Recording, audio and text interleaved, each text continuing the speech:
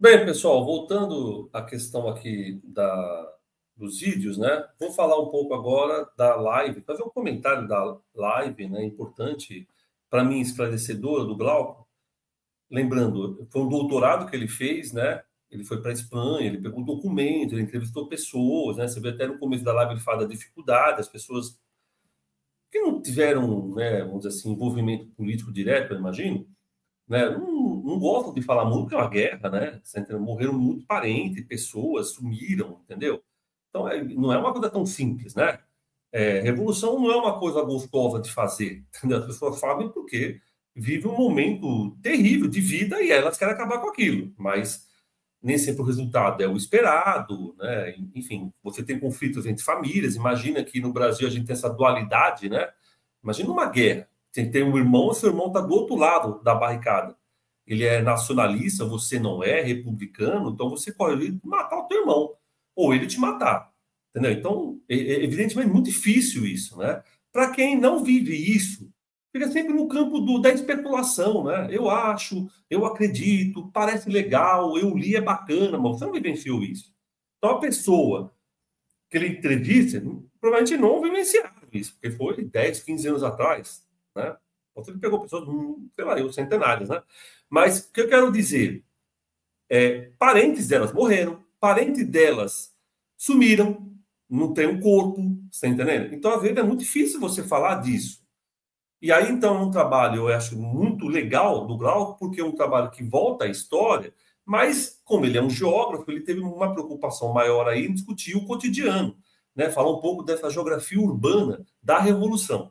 Então, eu acho, primeiro, esse processo é interessante para a gente pensar, ok? Evidentemente que é uma perspectiva. Então, por exemplo, se vai uma outra pessoa chamada Maria e vai lá na Espanha, faz uma pesquisa, pega documentos e faz uma tese de doutorado, ela pode demonstrar coisas que o Glauco demonstrou, outras que ele não falou, você tá entendendo? E os dois, às vezes, em algum momento, né, se mostrarem divergentes. Por quê? Porque, cara, você está falando de um processo extremamente complexo, ok?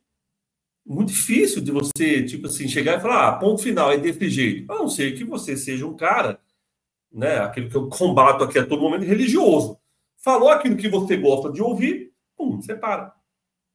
Não precisa mais ouvir nada, é o que me importa, e é isso que foi. Mas não é o caso do Glauco, né? Ele pegou pesquisas, enfim, evidentemente ele tinha uma linha, né, para seguir, ok? Mas em nenhum momento, pelo menos eu não percebi, ele quis, falar um negócio maravilhoso, ele deixou claro isso. Mas também deixando, né, claro que existiu uma importância muito grande, pelo menos durante 10 meses, né?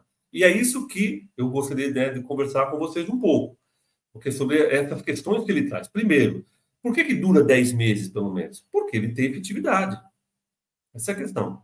E tem efetividade por quê? É porque provavelmente está funcionando. Está funcionando por quê? Porque quem fica disposto a gerir sabe fazer isso.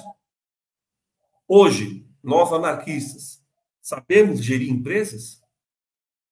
Entre nós tem pessoas formadas de gerenciamento de empresas? Eu não sou as minhas empresas de 36 da Espanha. Ele até comenta no começo da live dele. Era uma economia agrária. Ok? De latifúndio. Hoje temos, por exemplo, no campo, eu moro aqui em Ourinhos. O campo não é o campo da época de 36 de Camponesa, lá da Espanha. É completamente diferente o campo. São máquinas cada vez mais modernas. Né? Assim, entra um trator e vai fazendo as coisas. Assim, são robotizadas. Os anarquistas sabem como é que funcionam essas máquinas para tomar elas. Na cidade, a mesma coisa. Tem robôs, inteligência artificial e assim por diante. Os anarquistas estão preparados para isso? Porque senão fica um discurso, né? Vamos tomar, pessoal. O trabalhador tem que tomar. Tomar, você vai fazer o quê? Você estudou para saber mexer nisso? Que tomar, eu também tomo. E depois, o que você vai fazer com o negócio? Temos aqui entre nós economistas, o pessoal de logística, para saber como é que faz essa logística, pessoal que trabalha com administração de empresas, agronegócio e assim por diante, entender minimamente como é que funcionam as escalas de produção. Caso contrário, como é que a gente quer que os trabalhadores tomem conta? Eles tomam conta por quê? Porque, como disse o Glauco, a CNT ela existe há quase 30 anos. E o anarquismo está na Espanha, né? A partir de uma pessoa que foi enviada pelo próprio Bakunin, imagina, da década de 70 do século XIX. Então, você tem quase 70 anos efetivo de anarquismo naquela região. Então, os anarquistas eles estão acompanhando todas as mudanças econômicas que a Espanha está tendo. Os anarquistas estão acompanhando todos os processos produtivos que estão sendo criados. Os anarquistas estão acompanhando a formação dos sindicatos. Eles estão nesse processo de formação dos sindicatos, dos trabalhadores. Por isso, quando chega em 36, eles estão aptos a tomar conta desse processo econômico. Porque eles acompanharam tudo isso.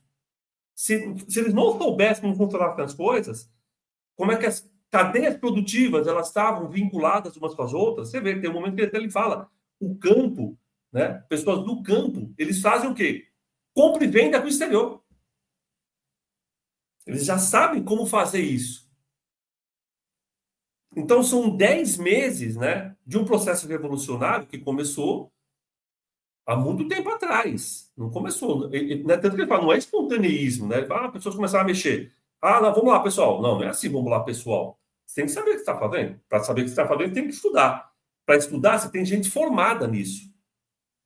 E eu estou falando em 36, 90 anos atrás. As máquinas de 36, não adianta querer pegar. Ah, vamos pegar os livros, então, de 36, para saber como é que a gente arruma as máquinas hoje em 2025. Não são as mesmas máquinas, não, pessoal. Completamente diferentes essas máquinas.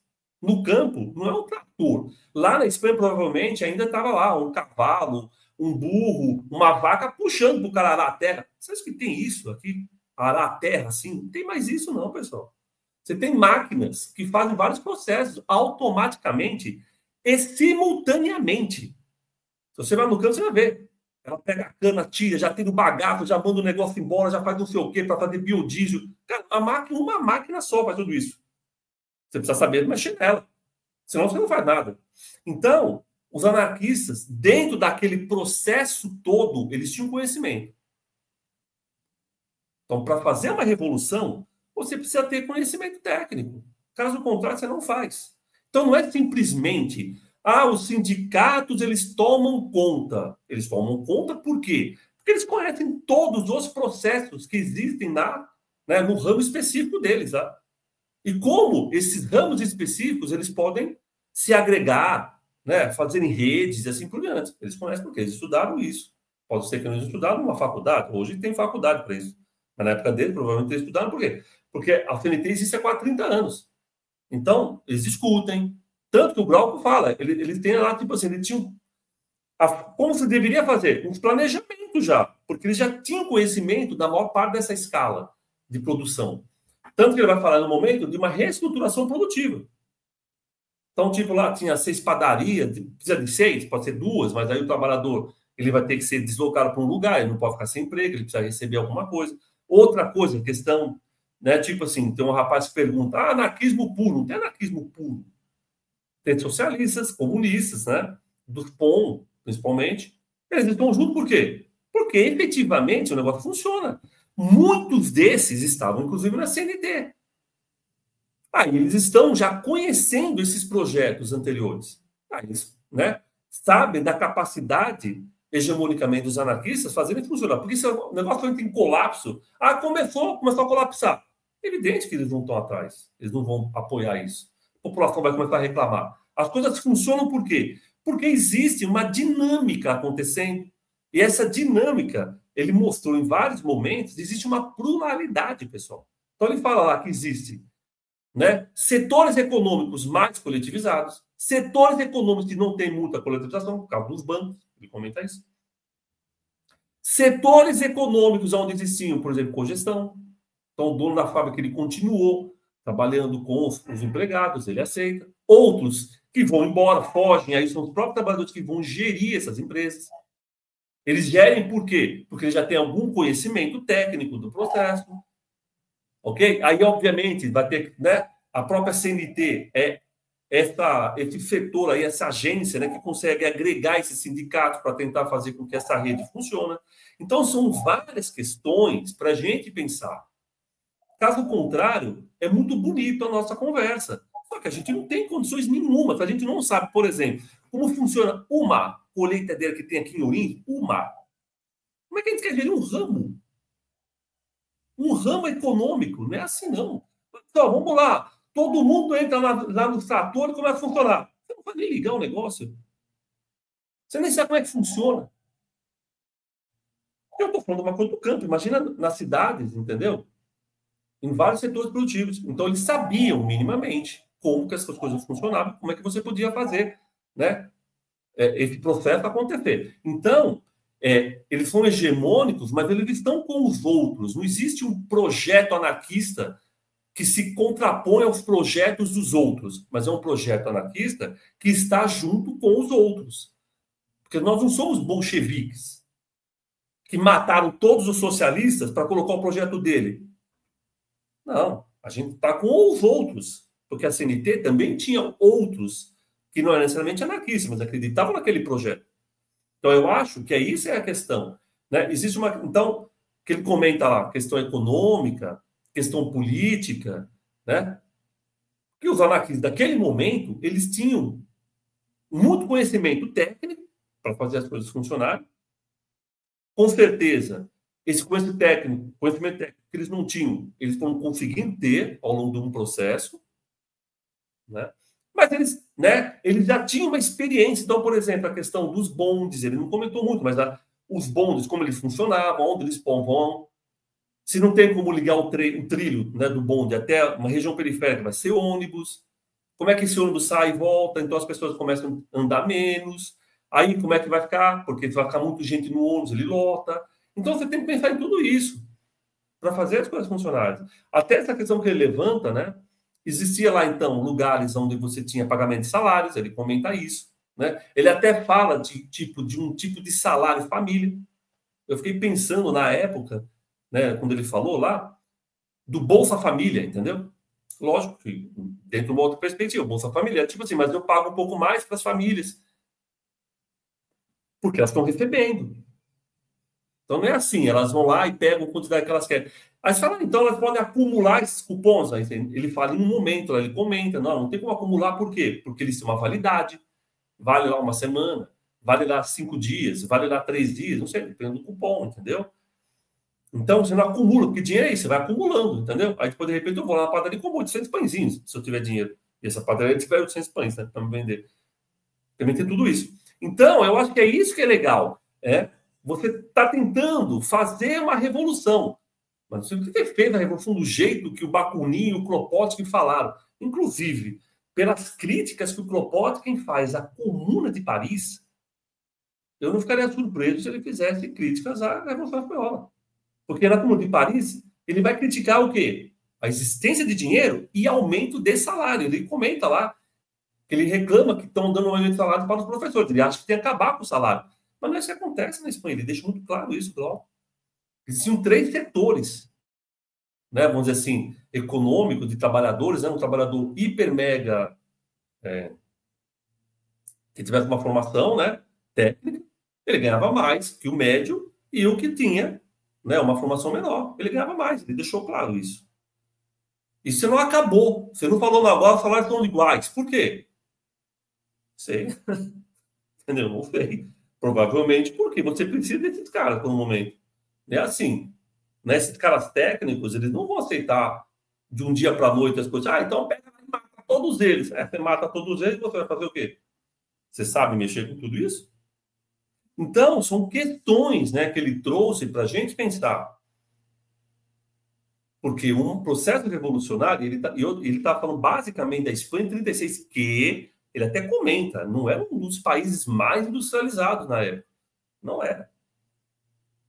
Era um dos países mais pobres da Europa, inclusive. Ok? Como era também Portugal, um dos países mais pobres. E aí, antes desse processo, né, teve lá questões muito importantes no sentido de gerenciamento, como os anarquistas pensaram tudo aquilo. Então, eu acho, né, O Glauco ele nos ajuda a ver a complexidade desse processo todo. Precisamos, então, enquanto anarquistas, conhecer mais processos econômicos, cadeias produtivas. Precisamos conhecer mais sobre como funciona campo-cidade. Precisamos conhecer mais como funciona a agricultura, que tem N tipo de indústrias, né? Porque dentro da usina tem vários setores, né? As pessoas às vezes nunca foram numa usina, a usina é gigante, às vezes tem 6, 7 mil pessoas trabalhando, são N setores dentro de uma usina, uma, estou falando de 500 usinas, uma. Então, conhecer tudo isso nos obriga a estudar, a ler mais sobre esses assuntos, a ter a capacidade de, a partir do que a gente está encontrando ali, pensar em alternativas. Caso contrário, a gente tem um discurso muito legal, a gente está falando sem ter conhecimento de causa nenhuma.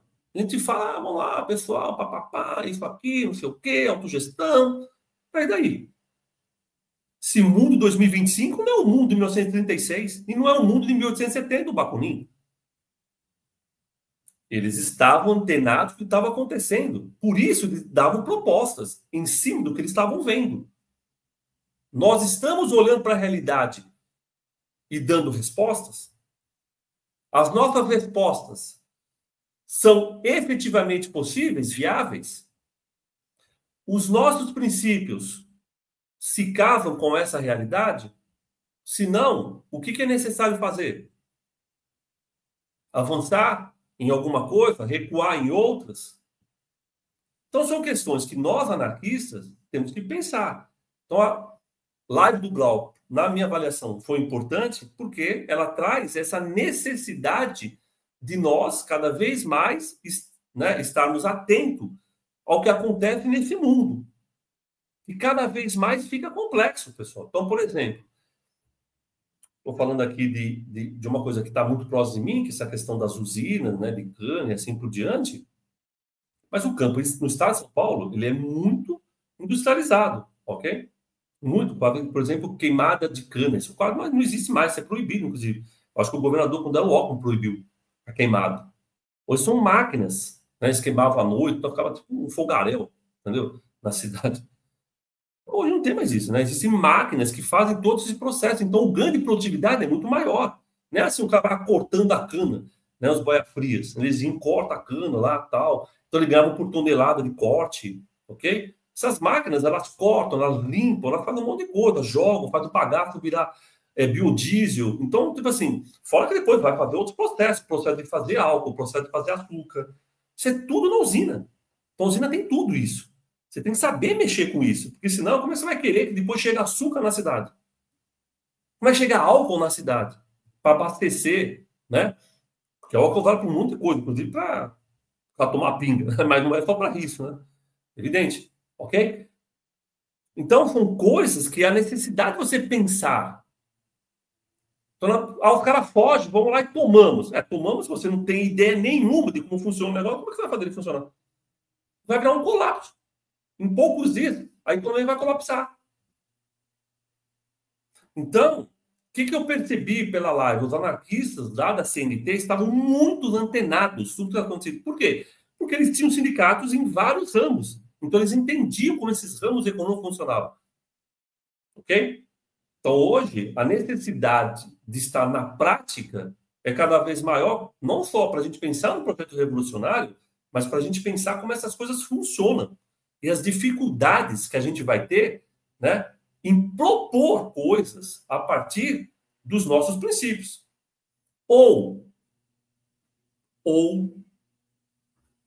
não pensemos nisso. Desencanemos. Vamos falar do que aconteceu em 1922. Bola para frente. Ou queremos realmente pensar nisso, e aí precisamos estudar tudo isso, termos entre nós economistas, administradores de empresa, pessoas que trabalham com logística, que sabem mexer com reestruturação produtiva, e assim por diante. ou infelizmente vai ser tipo um discurso bonito, mas que na prática ele tende a ser colapsado, porque, né, a realidade a gente não conhece, e aí a gente meio que vislumbra uma realidade que efetivamente não existe. Ok? Então era isso aí. Um abraço a todos e todas.